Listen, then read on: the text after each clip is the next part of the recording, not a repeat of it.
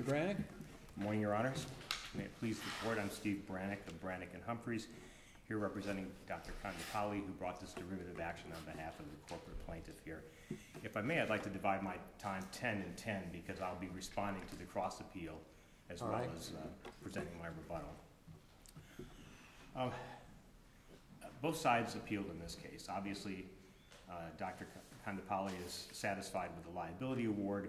Our appeal concerns the damages and several legal errors that the trial judge made in connection with calculating the damages. And there are 2 points that I wanted to discuss today.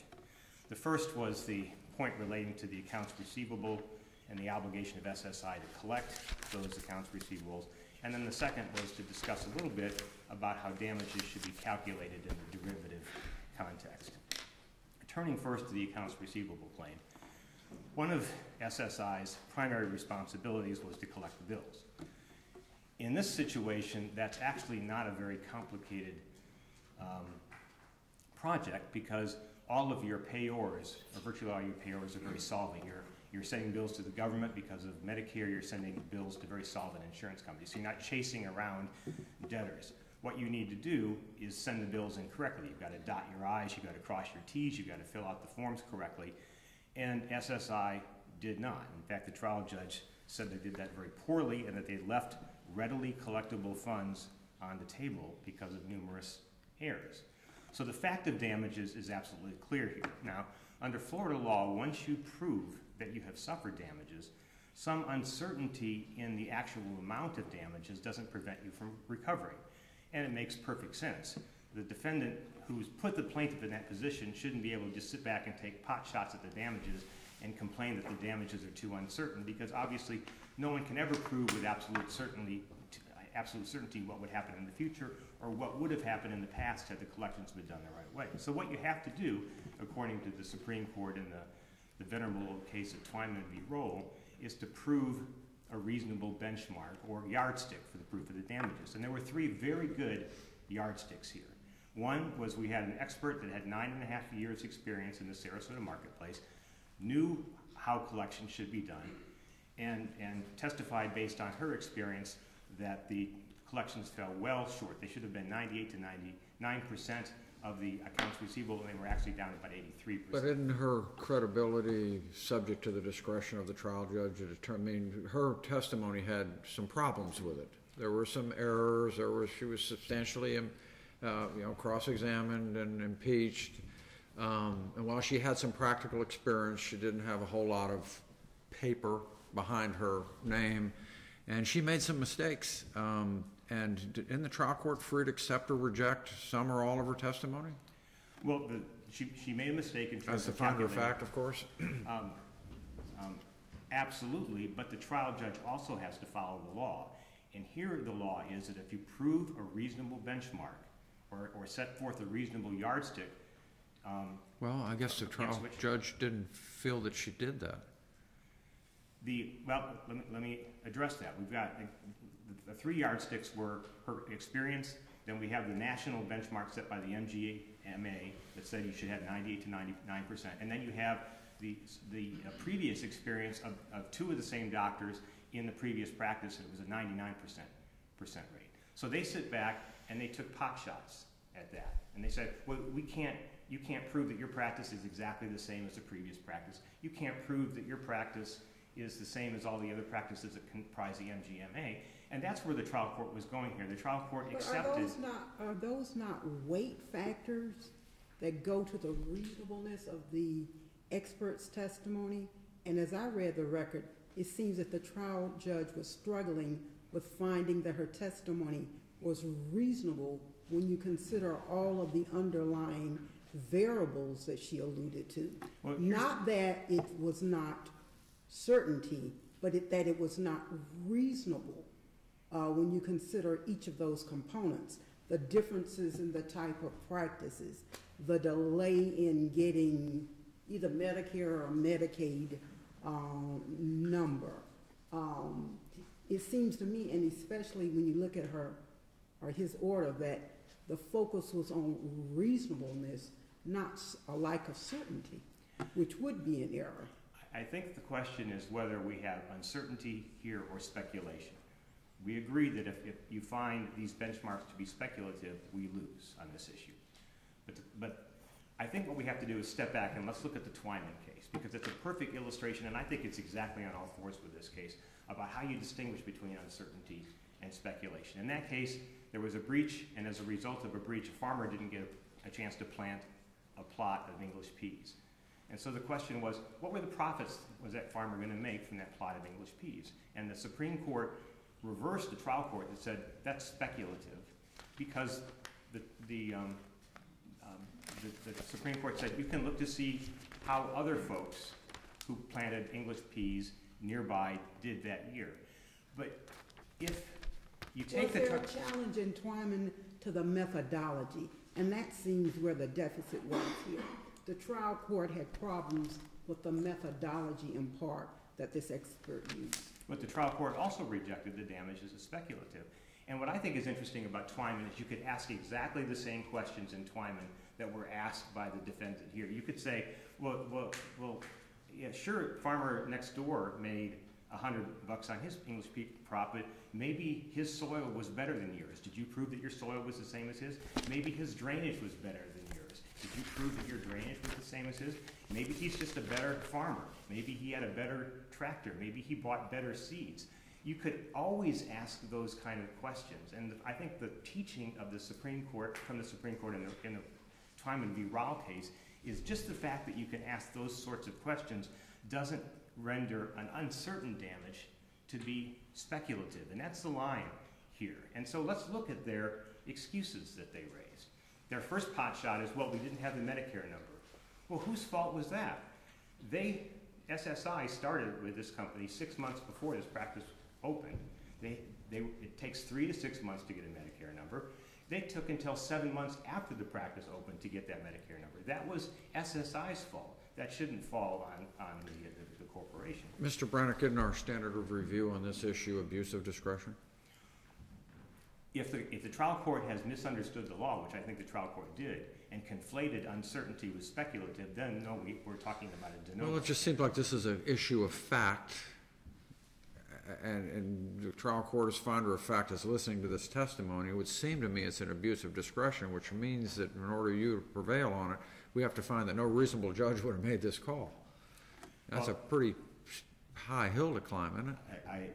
I agree, unless I can convince you that the trial judge misunderstood uncertainty. That's your time. I'm listening. But that's exactly what the Supreme Court faced in the Twyman case, that you could have said exactly the same thing. You'll never be able to prove that your plot of land is exactly the same as the plot of land next door. Therefore, it's speculative. And the Supreme Court said, no, that doesn't make it speculative. It makes it uncertain. But the uncertainty is a defendant's problem, not the plaintiff's problem. It's the defendant that put the plaintiff in that position. So there are many cases in Florida that we've cited, including several from this court in the briefs, that talk about that very principle. And that if damages are merely uncertain because you can't prove absolute identity, that doesn't render those damages speculative. So I think that the trial judge simply misunderstood the burden here. So let's look at a couple of the other excuses, because I think these are critical in comparing this case to the Twyman case. They say that how do we know that this particular practice is the same as all the practices that are surveyed around the country by the MGMA? But the judge also had the benefit of testimony that said there were unique things to this particular practice that made those collection goals of 99% not reasonably achievable here. Exactly. Okay, so that's what they say. This is a new practice, and it may be a different practice mixed than the other practices nationally. My answer to that is, so what? You need, defendant, to explain to me why that mix of practices makes any difference in collection. We are not talking about rocket science here. We're talking about filling out a form correctly. We're talking about coding a form correctly. And if you do that, you get paid. And so I would agree, if they had come to the court and said, here's why the mix of practice makes a big difference in terms of your collection rate, then I think that we would have a classic factual situation here, and you'd have to defer to the trial judge. But that's what they didn't do. They talked about all these differences. It's a startup practice. It's a different mix of practice. But what they never did is they never filled in that blank to say, and here's why that makes a difference in your collections rate. I think absent that testimony, they have done nothing more than take uncertain damages and characterize them as speculative. For those reasons, we think that the trial judge erred as a matter of law, and that those accounts receivable damages should be added back in. You're at 10 minutes, and I know you've got another point you want to talk about. I think maybe what I'll do, since these cases are so complicated and there's so many issues, I'm going to give each side 3 more minutes. So if you want to go 3 minutes and do 13 and 10, and I'll let Mr. Elliott do the same. All right, I appreciate that very much. So let me just briefly talk about the derivative damages. And we had 2 points that we made in our briefs relating to the derivative damages. And I think the first is pretty easy, which is that the trial court erred in giving a double credit to Dr. Damasi.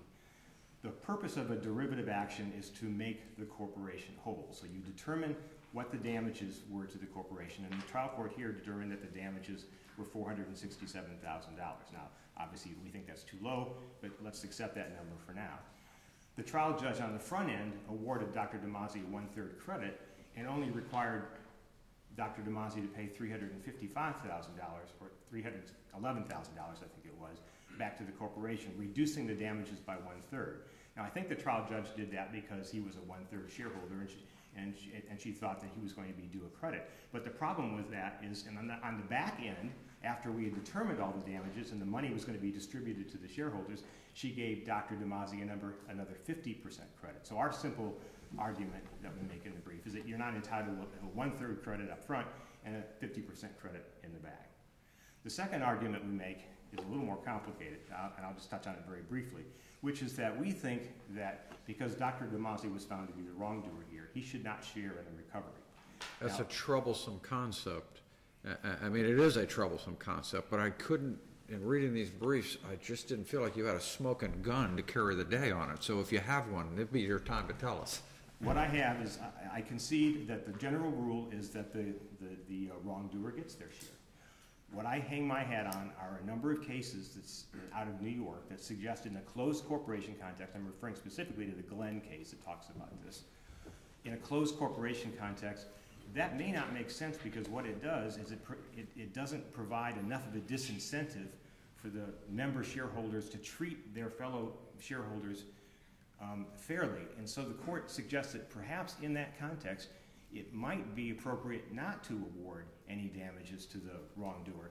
I think that fits perfectly with typical Florida equitable principles, such as the doctrine of unclean hands, those who want equity, and a derivative action is an equitable action.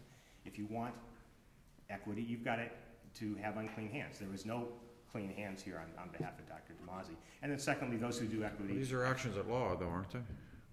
Well, derivative action has been characterized by the Florida courts as an equitable action. You're at 13 minutes, Mr. Brannick, so you can use the rest of your time as you wish. I appreciate that. So the Glenn case, if you take the Glenn case and the reasoning, which I think is very, very cogent in the Glenn case, you couple that with traditional Florida equitable principles, I think it's the building blocks that, in this case, is the perfect case to write on now, but I think it provides the building blocks for the, I think, very common sense proposition that if you commit a wrong, you shouldn't share in the proceeds from that wrong. Well, let's assume we agree with you that the methodology employed by the trial court was incorrect. All of the monies should have been paid to the corporation. You reverse it. There are still only 2 shareholders. Right. So your client would get 1/3 or 1/2? I think, well, our first argument is that our client would get it all. The second argument would be if we 50%. find there are equitable facts that would support giving him the whole pot. Right. The equitable argument that I just made, that you want to ensure that there's a disincentive for shareholders to treat their fellow shareholders like Dr. Damasi treated his fellow shareholders here. So how would you factor in the circumstances that are unique to this case, that this corporation is basically defunct? Well, I mean, I think that makes it easier. So the question is, where does the money go? And I think there are strong equitable principles that I've just argued that say that the money should go to the remaining shareholder who did not participate in the wrong. That's Dr. Kondapalli. Alternatively, 50-50, or third, 2/3 to Dr. Kondapalli, because of course Dr. Grossbart has relinquished his 1/3 share and the remaining third. What we suggest is that the court was wrong just to throw up her hands and divide it 50-50. It should go back for a full accounting so we can make those arguments to the trial court and also make arguments relating to any expenses that Dr. Kondapalli may have suffered as a result of bringing this action. If I may, I'll reserve the rest of my time. All right, you've got 8 minutes left total. Thank you. Good morning, may it please the court. I'm Tom Elliott with Ewell & Elliott here with my partner Amy Ferrier and trial counsel, co-counsel on the appeal, Steve Hutton. I'm going to start, if I may, with the cross appeal, because if you agree with us on the cross appeal, we don't have to fool with the damage stuff. Okay, so that's an added bonus. How did you want to divide your time up, Mr. Oh, Elliott? I'll take 5 minutes for rebuttal, and if I have more. All right, so that Thank you. would Thank give you, Thank you. whatever. If I could, I'm old school. I've given Mr. Brand a copy of this. I'd like to give the court the release language. And I'm sure you have it on your computers, but it's easier for me to refer to it here, and I want to go through it because I do think our position is the trial court did err in the two grounds on which she found that this release did not apply. The first ground, she argued, well, this was a release of claims by the doctors. GCD didn't release the claims. Well, let's put this in context. GCD had stopped doing business by January of 2009. Stopped doing business. This release is signed in September of 2009. So by that time, there's no company anymore. It's not in business. There are 3 shareholders. The 3 shareholders signed this agreement. They are all there is that's functioning. Okay? So now the court does note in her one of her judgments that the company was reincorporated in 2010, and she says she assumes to bring this suit. But in 2009, when this is signed, GCD doesn't even exist as a functioning entity. And I would suggest to you that when you look at the context of the wording here, the 3 doctors discharged the other party in the first line. And then you go down liability in the 4th line down, liability for any and all claims. And then it goes and lists a whole bunch of things, contracts, torts. Keep on going. Whether the damages has yet resulted in any way, directly or indirectly, arising out of the relationship as a member, manager, employee of the company. Okay, and one more thing I guess I should have said when looking at the timeline.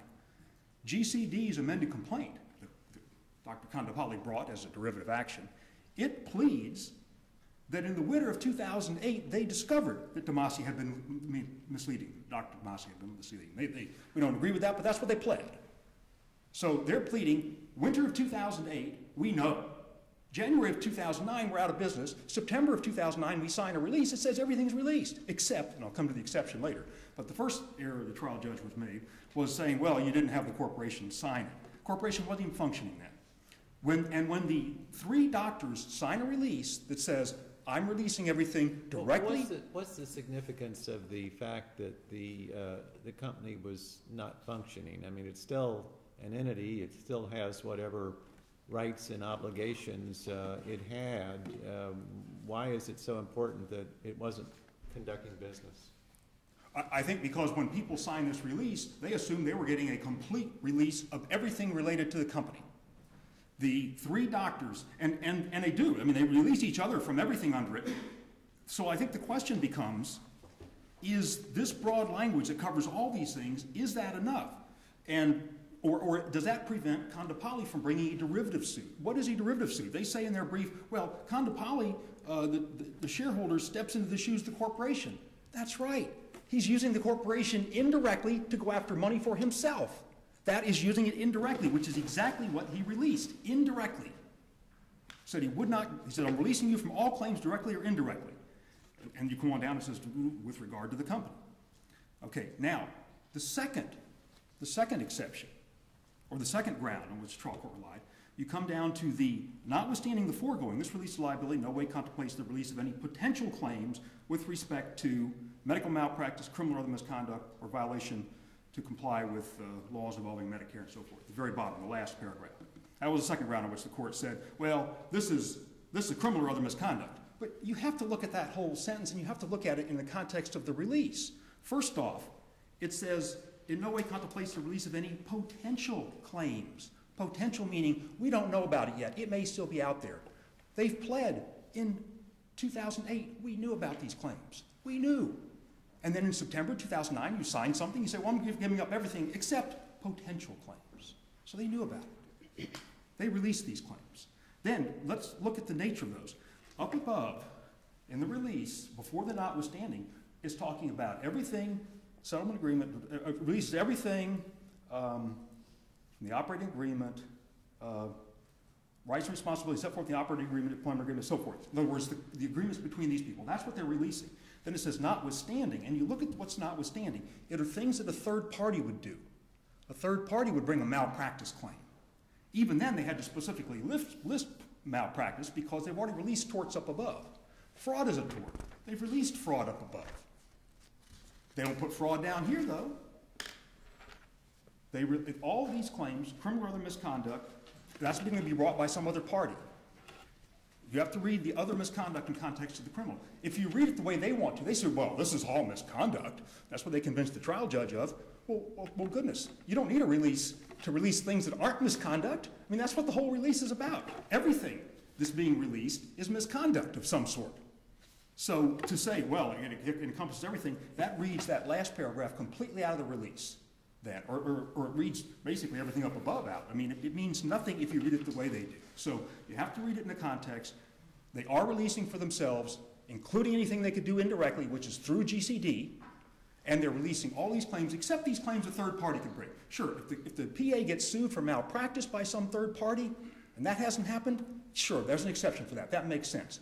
As we pointed out, there are statutes, for example, sexual misconduct by a doctor. If some claim is made against the company by some third person, or against one of the doctors saying, hey, you shouldn't have let him do this, that's not being released. They have that claim among themselves. So does the record tell us who the drafter of this was? I don't think so. We just don't know. I don't know. Pardon? Yeah, there was probably, I think it was probably anybody in this room. No, Okay. You understand more. I don't think they're right. I don't think the record. Because this is a, misconduct. I don't really know what that means. I don't think anyone in this room knows really what that means. Well, so I want to know who I should construe this document against, if anybody. Judge, I would say. I understand that, but that's not the point. Right. No, I know. And of course, the construe against the drafter is one method of resolving how you interpret things. But I think we can interpret. It's the only one I got on the table right now. Well, actually, Your Honor, I think you can. I think the other rules of construction are you read the specific, you read the document as a whole. If you read misconduct to mean everything, like they want to, that makes this whole release ridiculous. Like the judge did below. The trial judge obviously did too, right? She was just wrong. Well, I understand that's your position. and this is, and everybody agrees this is a question of law. Construing this is a question of law. So, all right, let me move on because the second point I want to discuss on the cross appeal is the fraud issue. And you might say, well, wait a minute, they got the same damages under the contract or under the statutory claim, and you got the same damage under the fraud. Why do we care about the fraud claim? Why am I singling that out? And I'll tell you. Singling that out because it could be important to dischargeability issues in bankruptcy. Because this is not why Dr. DeMasi is in bankruptcy. He has a lot of other issues or some other issues dealing with properties, with the market downturn and so forth. But if this were not dischargeable, it would hamper his ability to get back going again. So this is very important to him, even if you were to affirm on everything else and affirm the damages and so forth, to say, look, there wasn't fraud here. And let me go and explain why we say there wasn't fraud. That's in part page 64 of our initial brief.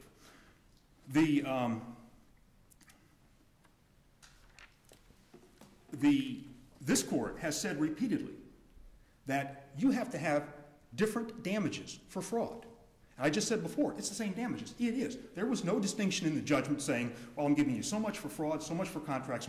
It's the same damages, the exact same. This court said in John Brown, we've cited the case, 1988, that you have no fraud claim if the damages merely duplicate the contract claim. And that holding predates the economic loss rule. It is not, they try to say, oh, well, you got some economic loss. That economic loss has got nothing to do with this. For a fraud claim, you need distinct, different damages. The John Brown case cited the Rolls case. Fraud compensatory damages must be distinct from contract damages. Then this court in Huey says, quote, "It is true a fraud claim may not be pursued if its damages merely duplicate the damages recoverable for breach of related contract." And that cites John Brown, and that's during the era when we have economic loss rule. The case they cite, they say, well, the HTP case says you can have fraudulent inducement and breach. Well, that's not the point. You can have both. And as the HTP case talks about, you can sue for damages for the fraud that you were induced into a contract, and then you can sue for separate damages for the breach of the contract. That doesn't go to the damages at all. This court in John Brown and Huey has made very clear, you need to come out and say, here's our separate fraud damages. Here's something distinct about it. They didn't do it here. There's no dispute about that. So at a minimum, the fraud damage part should be set aside. If there are no other questions on that, I will, or any other aspect of our cross appeal, I will turn back and now do the damages part of the initial appeal. And let me get to my page on that. Okay. On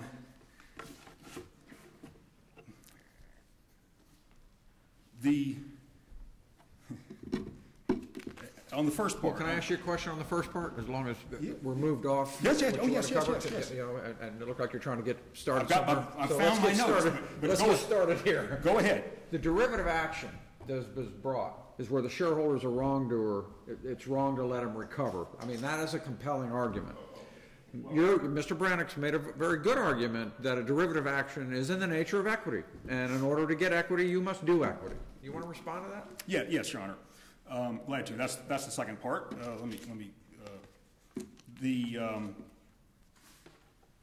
They're not seeking equity. They're seeking punishment.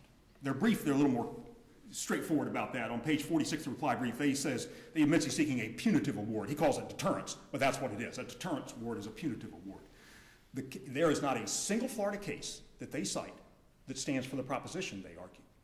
There's not a single case out of state. They say, well, there's some language in the New York cases. The New York cases say, well, this may seem kind of unfair, but it's the law.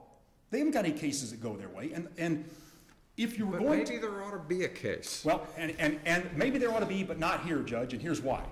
The rationale behind those cases, when you look at it, and you didn't hear this today, but if you look in the briefs, you will see them saying, you'll say, well, a member of the company, in the closed company, shouldn't be able, when he's paying back the company, he shouldn't be able to share in the ill-gotten gains. That's the words they use, ill-gotten gains.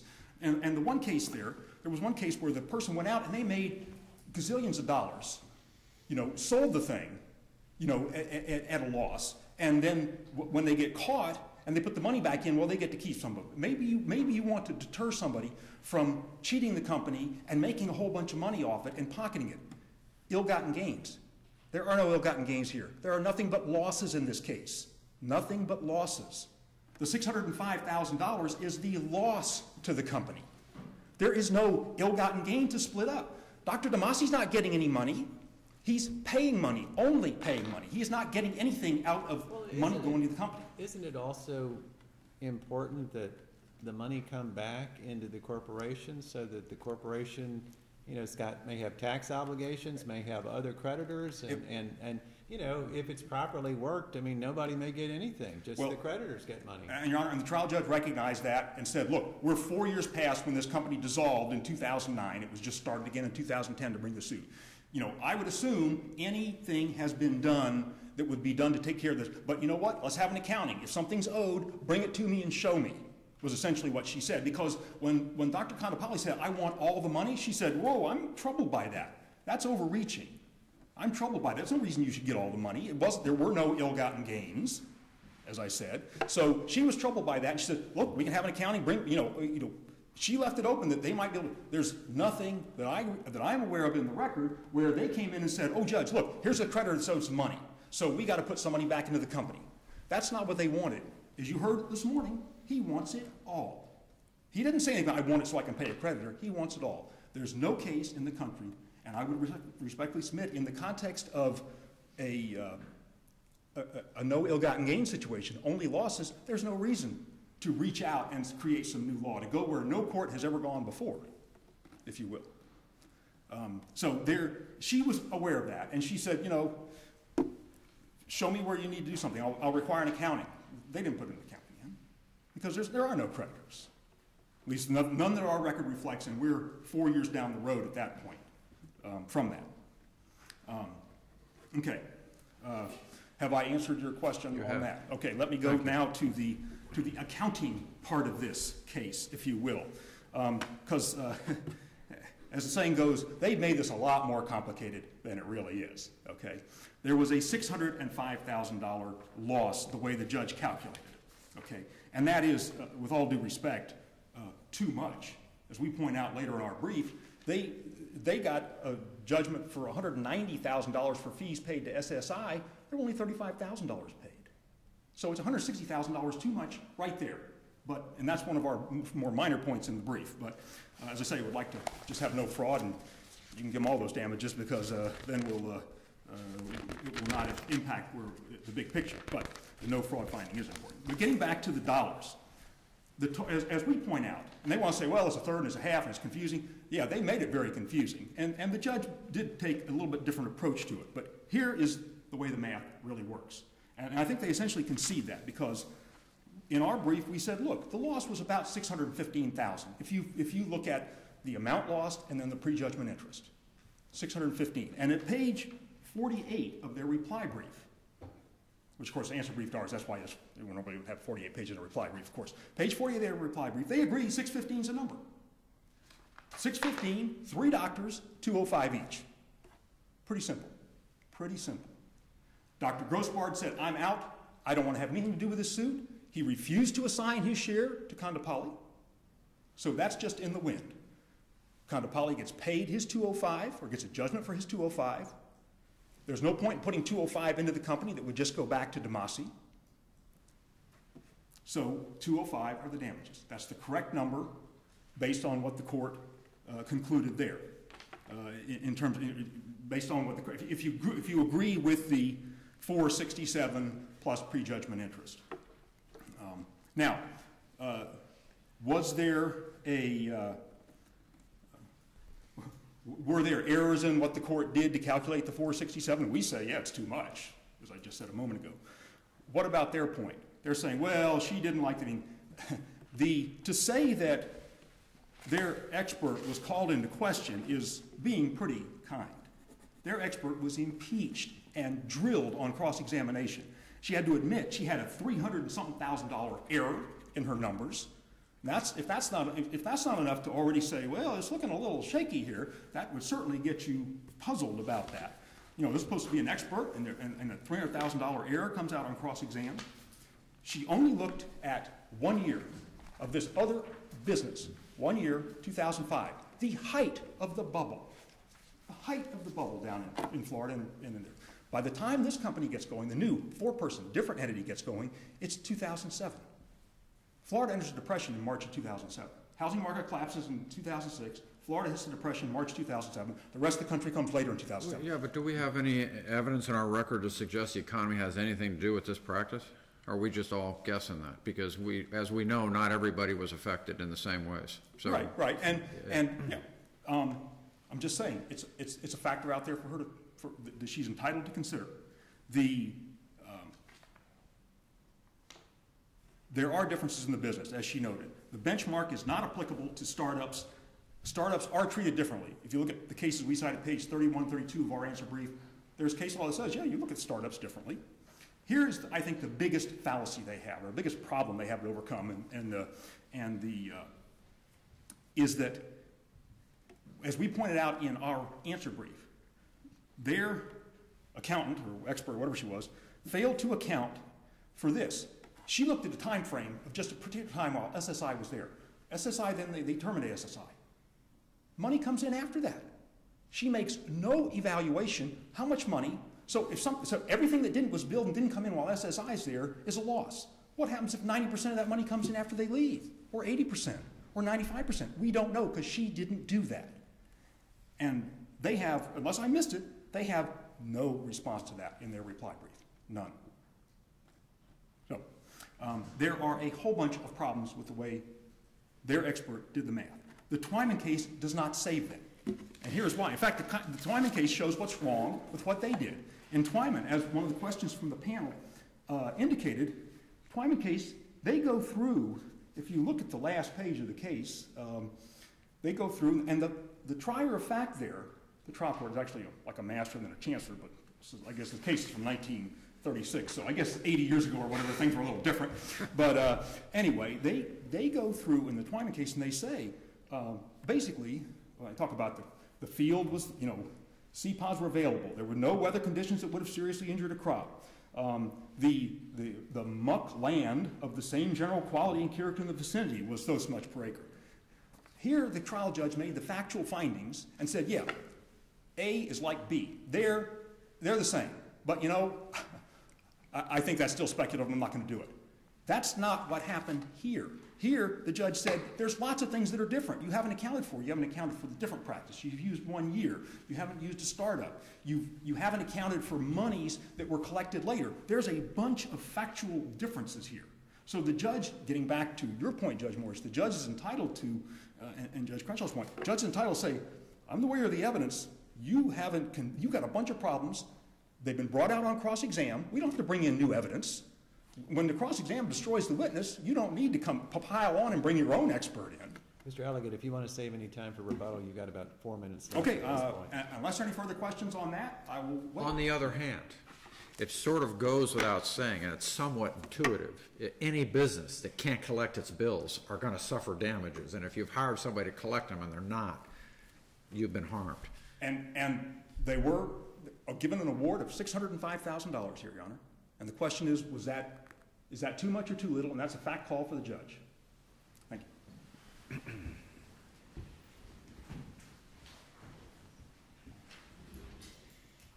Mr. Brannick, you've got a total of 10 minutes left, sir. All right, thank you, Judge. Let me address Mr. Elliott's arguments, order he raised. I'd first like to look at the release, and there are 2 points that I'd like to make relating to the release. The first is a pretty obvious one, which is that the corporation didn't release anyone. And the law of Florida is clear. You apply the language of a release as written. If the parties had wished to release any cause of action that the corporation may have had, they certainly could have put that language in the release. They didn't. I think that's number one. Number two. What are we to make of directly or indirectly then? Do we just read that out of the release, or? This is a cause of action that's brought on behalf of the corporation. Anyone could have brought this cause of action, including a successor who wasn't even part of this particular release document here. If the corporation, for example, had been sold and down the road someone had discovered these wrongs and had brought this cause of action. So this isn't an indirect claim on behalf of Dr. Kandapalli. Kandapalli is suing on behalf of the corporation, but then any of the shareholders of the corporation, past or present or future, will benefit in that award. So I don't think it's an indirect benefit. Couldn't you see it as sort of a gotcha by Dr. Kandapalli? I'm not saying that it is. I'm just saying that's maybe one way of looking at it. Well, another way of looking at it is if you had wanted to release the corporation, you could have released the corporation. And we can't second guess what the parties agreed to after the fact. The language is clear, and you have to enforce it as written. But I think there's an even easier way to resolve this, which is the criminal or other misconduct. Now, misconduct doesn't mean everything. When people operate a corporation, you can always second guess each other's mistakes. Maybe people were negligent in the operation of a corporation. But negligence or making mistakes is very different from intentionally engaging in misconduct, which is what the trial judge found here. Intentional misconduct, fraud. I think she calls it a disturbing pattern of misconduct. So one of the things I have trouble with, though, on that issue is the agreement that they had, Section 6.9, where it says, we're all going to have these outside interests, and if we do have these out, to me, the most egregious misconduct is that he was a principal and an owner in SSI and didn't tell anybody, and everything sort of flowed from that. Right. But the agreement they had among themselves says you can do that. I can have these other deals, and I don't really have to tell you about it. Well, it doesn't say you don't have to tell them. Well, that's true. That's a good point. It doesn't That's the- say that's that. the So big maybe point. disclosure is left silent in that agreement. Exactly. If Dr. DeMasi had disclosed to his partners, and by the way, when I'm talking about SSI, take that with a grain of salt because I've got a huge financial interest in their success, I think that would be a very different case. The problem here is that he had that interest and he hid it from his partners, and when his partners started to uncover evidence relating to that connection, he vehemently denied it. I think the trial judge is very solid on the liability ruling. So then getting back to the release, criminal or other misconduct. Well, what does misconduct mean? I think the easy dividing line for misconduct is it's the difference between engaging in negligence or making mistakes and engaging in intentional wrongs. I think by saying criminal and other misconduct, what the parties were saying is that, you know, you're not gonna be able to sue for negligence, you're not gonna be able to second guess my business judgment, but if you catch me having done something intentionally wrong, that's not part of the release. I think that's the most reasonable way to read that language. On the fraud issue, I think that's been resolved by the Tierra condominium case that has eliminated the economic loss rule except in product liability actions. The Tierra case makes clear. It's also talking about those cases where you have tort and contract claims that overlap. The question is, did you prove a tort? And if you proved a tort, then you can sue for fraud. And it doesn't matter whether the damages are the same. The Rolls case, the John Brown case, those are just early primitive economic loss rule cases struggling with the dividing line between tort and contract. And the Supreme Court in the Tierra case has said, you don't need to struggle anymore. There's no artificial divide between the two. You prove your cause of action, you win. It's as simple as that. On the derivative action argument, Mr. Elegant made a big distinction between ill-gotten gains and mere losses, as if, you know, what's the problem about losses? But that takes us right back to the discussion in that Glenn case in the state in New York. If you can take action that causes loss to your fellow shareholders. Let's take an extreme example because I think it helps illustrate the point. You're a 90% majority shareholder and you've got 10% minority shareholders.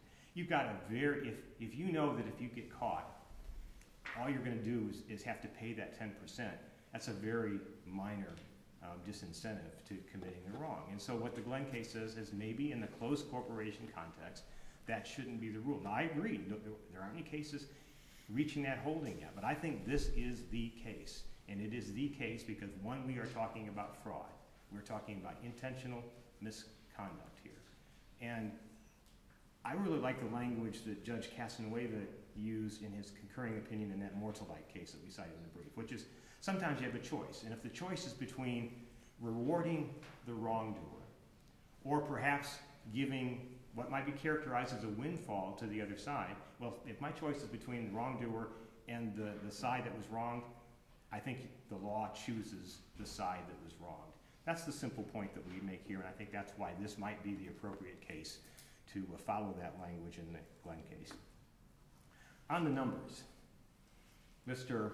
Elegant has this very deceptive and very simple accounting, $615,000 worth of damages. Dr. Kondapalli is a one-third shareholder. He gets one-third, that's 205. What he's leaving out of that equation is that means that Dr. DeMasi, the wrongdoer, is getting 410. Think about how this would normally work. Let's say the damages are $605,000. You take that $605,000 and you put it into the corporation. The corporation then generally would make the decision as to how that money would be distributed. Under Mr. Elegant's example, what he's suggesting is that $205,000 would go to Dr. Kondapalli. Well, where does the other $410,000 go? But the problem is these are corporate losses.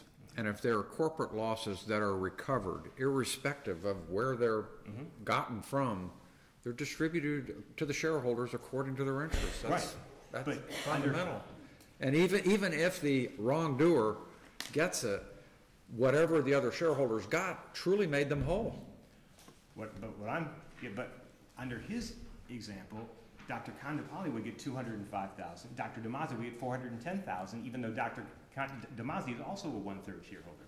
So if you're going to use his example, you've got to at least make it 50-50. You can't make it one-third to Dr. Kondapalli, two-thirds to Dr. DeMasi. But I think the best way to go about it is the way that we went about it very carefully in our brief, which is it's a two-step process. Step one, determine the amount of damages. You have to resolve all the legal issues we've talked about today, but once you decide that, that flows into the corporation. Then number two, applying these equitable principles, how is that money distributed? And I think that's the roadmap that you use. And if you use that roadmap, you're not going to come up with $205,000. There's no way you can come up with that, because that essentially gives Dr. DeMasi twice what he's entitled to. Then, getting back to where I started, which was the accounts receivable. The expert made one serious mistake, but it was an easy mistake. She just thought that the practice started on July 1st, 2000, and I forget the year now, 2006, as opposed to January 1st, 2007. That was an easily correctable date. As soon as it was pointed out to her, she said, "Oh, you're right. There was a factual mistake there." You just lop off that $300,000 worth of damages. That fixed that problem. So then they complained, well, they only looked at 1 year. Well, Twyman only looked at 1 year. And there was no evidence in this case as to why that 1 year was not representative. Mr. Elgin says, well, it's the height of the bubble. But this brings me back to the thing I was trying to emphasize in my initial presentation. Why in the world does that make any difference? We're not talking about the success or failure of the business in its operations. We're talking about the simple process of collecting the bills. Whether or not the economy is great or whether or not the economy is lousy, all you have to do to collect those bills is fill out the form the right way, cross your T's, dot your I's, and if you do that, you're going to get a 98% to 99% rate, regardless of the economy, because we're not collecting bills from payers who are going belly up. We're collecting bills from the federal government and from the great big insurance companies. So that's the missing piece of their argument. Why do all of these excuses that they raise make any difference in connection with the collection rate? It's a startup. Okay, so what? It's the same form. You fill out the form, you cross the T's, you dot the I's, you get your money. It's a different practice. Again, so what? You fill out the form, you cross the T's, you dot your I's, and you get your money. Again, that's what's missing in their argument. If they couple that argument with an argument as to why it would make a difference in collections, I would agree with them. But they didn't, and that's why we disagree. So for all those reasons, we think that this court should reverse on the damage award that affirm on liability. All right, thank you, Mr. Brannick. Mr. Elliott, you have 4 minutes left for rebuttal. Thank you, Your Honor.